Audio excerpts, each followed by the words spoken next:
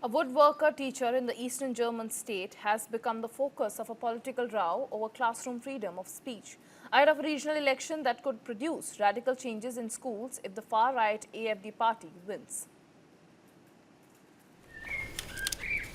A woodwork teacher in the eastern German state of Saxony-Anhalt has become the focus of a political fight over classroom freedom of speech.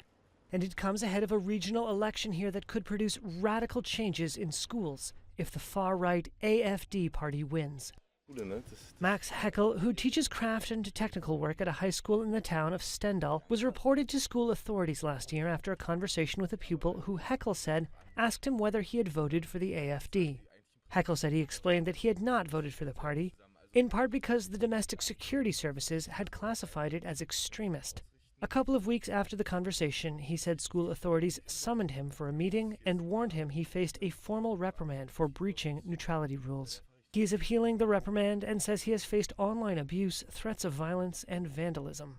Der Ton hat sich schon krass verschärft und The tone has definitely become much harsher, and it's just turned into this ultra self-righteous debate. And what's new is that it's got so much closer to home. This morning, for the first time, I had stickers on my car from the AfD. Anti-Antifa things, too. The school authority declined to comment. For months, opinion polls have shown AfD likely to win the upcoming provincial election here. Ulrich Sigmund is the party's candidate for state premier in Saxony-Anhalt. He has raised the case repeatedly as an example of the kind of classroom political influence he aimed to eradicate.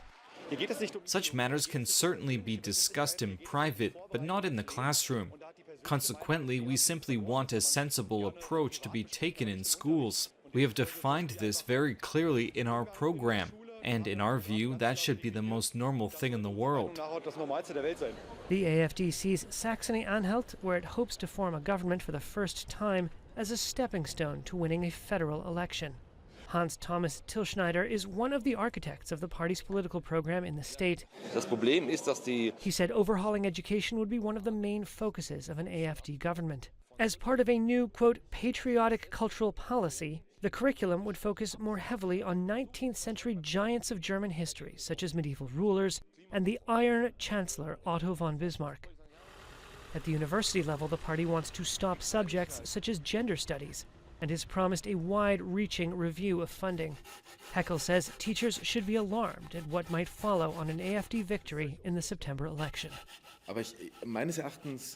In my view, the main obstacle that would, so to speak, lie ahead of us if this scenario were to arise is the fear of sanctions, and of course, of the unpleasant work that inevitably would come our way in disciplinary proceedings.